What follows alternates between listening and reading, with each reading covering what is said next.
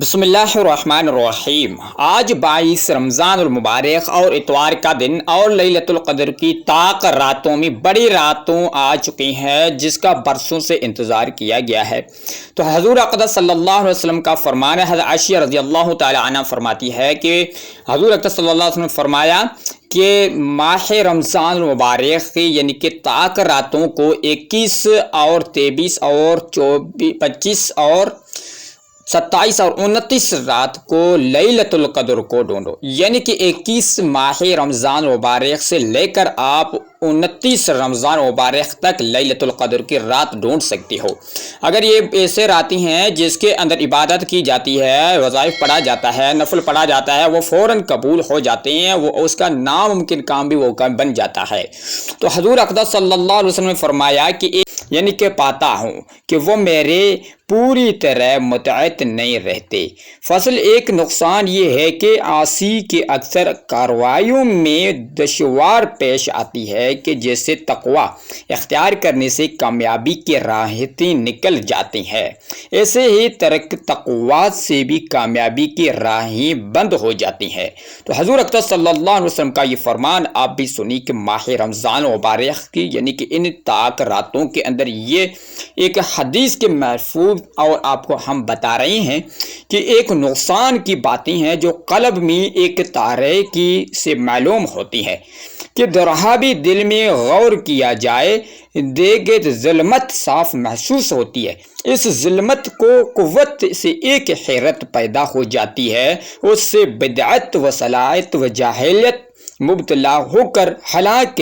ہو جاتا ہے، اور اس ظلم کے اثر قلب سے آنکھ میں آتا ہے اور پھر چہرے پر شخص کو یہ سیاسی نظر آنے لگتی ہے کہ فاسق کیسا ہے، حسین و جمیل وہ، مگر اس کے چہرے پر ایک بھی رونقی کی کیفیت نظر نہیں لگتی ہے۔ یعنی کہ ضروری ہوتی ہے کہ عبداللہ بن عباس رضی اللہ تعالیٰ عنہ فرماتی ہیں کہ ایک نیکی کرنے سے چہرے پر رونق، قلب میں نور، رزق میں وسعت، بدن میں قوت، لوگوں کے قلوب میں محبت پیدا ہوتی ہے، اور بند کرنے چہرے بے رونقی، قبر اور قلب میں ظلمت، بدن میں سستی، رزق میں تنگی اور لوگوں سے دلوں میں بعزت ہوتی ہے۔ ایک نقصان یہ ہے کہ مسیت دل اور جسم میں کمزوری پیدا ہوتی ہے۔ دل کی کمزوری تو ظاہر کے امور خیر کی ہمت گھٹتی بالکل نابود ہو جاتی ہے،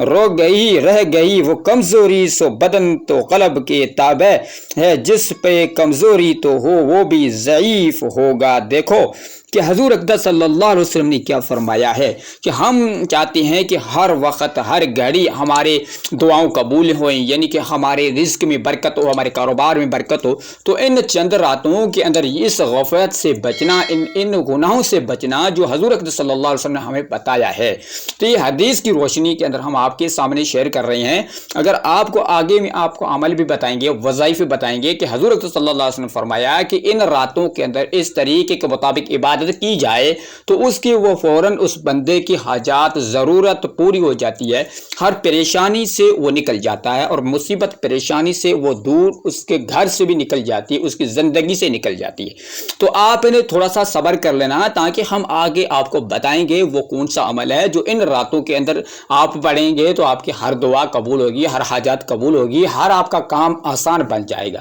تو حضور صلی اللہ علیہ وسلم نے فرمایا کہ غفار یعنی کہ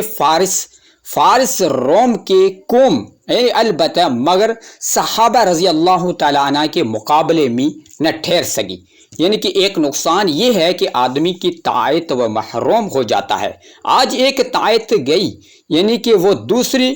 چھوٹ گئی، برسوں تیسری ہو گئی، یعنی کہ یوں سلسلہ وار تمام نیک کام بدولت گناہ کی اس کے ہاتھ سے نکل جاتے ہیں، جیسے کہ کسی نے ایک ایسا نصف لذت کا کھایا جس سے ایسا مرد پیدا ہو گیا کہ ہزاروں لذیذ کھانوں سے محروم ہو کر دیا۔ یعنی کہ خدا اللہ تبارک و تعالی ہمیں لیے قرآن پاک کے اندر سب کچھ موجود ہے۔ اگر ایک یہ نقصان ہے کہ آپ نے یہ تھوڑی سی حدیث سنی، اس کے بعد آگے آپ کو ہم دکھائیں گے کہ حضور اکرم صلی اللہ علیہ وسلم نے فرمایا ان راتوں کے اندر ان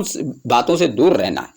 یعنی کہ افضل ایک نقصان یہ ہے کہ مسجد عمر گھٹتی ہے اور اس کی برکت نے یعنی کہ ٹل جاتی ہے، یعنی کہ اپنے گھر میں نکل جاتی ہے۔ اگر اپنے گھروں میں برکتیں اور اپنی زندگی کے اندر اپنی زندگی کم ہونا شروع ہو جاتی ہے، جیسے کہ کیونکہ یہ نیکی سے عمر بڑھ جاتی ہے۔ صحیح حدیث میں ثابت ہے تو یعنی کہ فجور سے گھٹنا اس سے سمجھ لیجئے کہ اور یہ سب نہایت ضعیف ہے کہ عمر تو مقدر رہے وہ کیسے گھٹ بڑھ سکتی ہے، کیونکہ عمر کی کیا تحسین سے ہے۔ یہ سب چیزیں مقدر ہوئی ہیں، امیری، غریبی، صحت اور مرض، سب میں یہ شب ہو سکتا ہے کہ مگر پھر بھی ان کو امور کو اسباب کے ساتھ مربوط سمجھ کر تدبیر کے استعمال کیا جاتا ہے۔ یہ حال عمر کا سمجھ لینا چاہیے۔ ایک نقصان یہ ہے کہ ایک معصیت دوسری مصیبت کے سبب سے ہو جاتی ہے۔ تیسری کا ایسے طرح شدت و معاصی کی کثرت ہو جاتی ہے یہاں تک کہ عاصی گناہوں میں گھر جاتی ہے۔ دوسری یہ کہ کرتے اس کے عادت ہو جاتی ہے کہ چھوڑنا وہ شوار ہوتا ہے، پھر اس کو اس ضرورت سے کرتا ہے کہ کرنے سے تکلیف ہوتی ہے اور پھر قبضت کے لطف و ذلت بھی نہیں رہتی۔ تو آپ یہ ان باتوں کا تھوڑا سا خیال رکھنا ہے آپ کو، یعنی کہ یہ آپ کو جو حدیث کے مفہوم میں ہم نے سنائی، ان حدیثوں سے یہ ہمیں معلوم ہوتا ہے، ہمیں سمجھنا چاہیے کہ ان باتوں سے آپ کی عبادت بھی قبول نہیں ہوتی۔ اگر آپ دل کے اندر یہ عبادت کرتے ہیں یا آپ ظاہری عبادت کرتے ہیں یا غیبی سے عبادت آپ کو ملتی ہے، تو ان باتوں سے آپ نے تھوڑا سا دور رہنا ہے تاکہ آپ کو اللہ تبارک و تعالیٰ آپ کو عبادت آپ کی قبول کر لے اور آپ کی ہر حاجات خواہشات پوری کر دے۔ تو ہم چلتے ہیں اپنے عمل کے طرف۔ وہ عمل کون سا ہے اور ان طاق راتوں کے اندر کس طریقے سے پڑھنا ہے، کیونکہ لیلۃ القدر کی رات 21 رات سے لے کر 29 لیلۃ القدر کہا جاتا ہے۔ تو حضرت صلی اللہ علیہ وسلم کا فرمان ہے، حضرت عائشہ رضی اللہ تعالیٰ عنہ سے فرماتی ہے کہ ان راتوں کے اندر ان طاق راتوں کو یعنی کہ لیلۃ القدر کی کیسے آپ کو پہچان ہوگی، تو حضرت صلی اللہ علیہ وسلم فرماتا ہے کہ یعنی کہ لیلۃ القدر کی رات وہ رات ہوتی ہے جب وہ سورج نکلتا ہے تو سورج کی کرن نہیں ہوتی ہے، یعنی کہ کرنا جو ہوتی ہیں اس وقت سورج کی کرن نہیں ہوگی، اور چاند جب ہوتا ہے تو چاند کی روشنی سے یعنی کہ نور سے بھری ہوتی ہے، جیسے کہ عام چاند ہوتی ہیں اس طریقے سے وہ چاند نہیں ہوگا۔ تو آج ماہ رمضان مبارک 22 تاریخ اتوار سے لے کر اپنی 29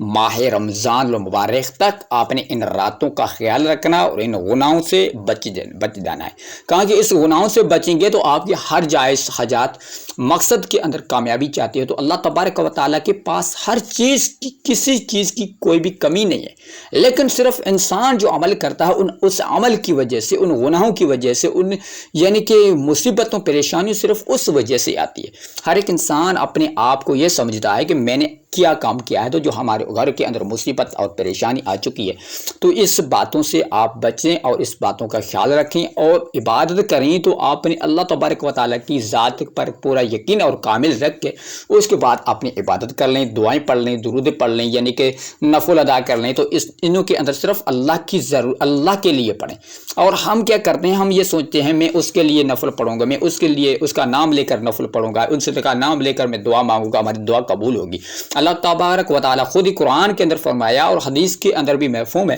کہ وحدہ لا شریک لہ، صرف لا شریک لہ، میرے ذات کسی کو شریک کرنا یہ شرک میں شامل ہوتا ہے، میں اس کو کبھی معاف نہیں کروں گا اور شرک کو کبھی نہیں معاف کروں گا، شرابی کو معاف کر دوں گا، زانی کو معاف کر دوں گا، لیکن شرک کرنے والے کو میں کبھی معاف نہیں کروں گا۔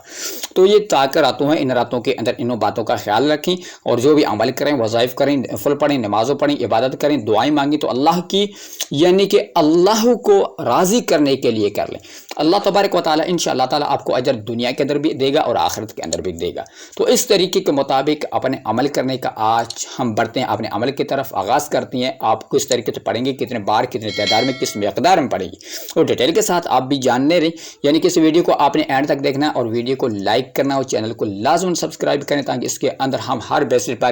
قرآن اور حدیث کی روشنی کے اندر جو وظائف عمل بھیجیں گے تو آپ بھائیوں تک بر وقت پہنچتے رہے۔ تو آپ نے اول اور آخر میں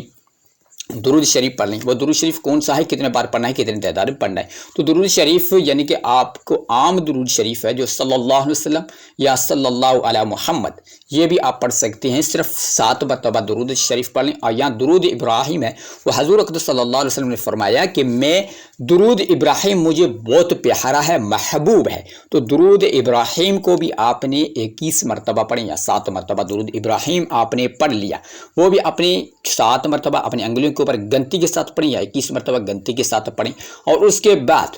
یعنی کہ عمل کرنے کا طریقہ اور آغاز کون سا عمل ہے، کتنے بار پڑھنا ہے، وہ بھی آپ نے ضرور جاننا ہے۔ اور ویڈیو کو اینڈ تک ضرور دیکھیں، لازماً دیکھیں، تاکہ آپ کی سمجھ بھی آئے اور آپ کی دل کے اندر بیٹھ جائے یہ اللہ تبارک و تعالیٰ کی محبت اور رسول پاک صلی اللہ علیہ وسلم کی محبت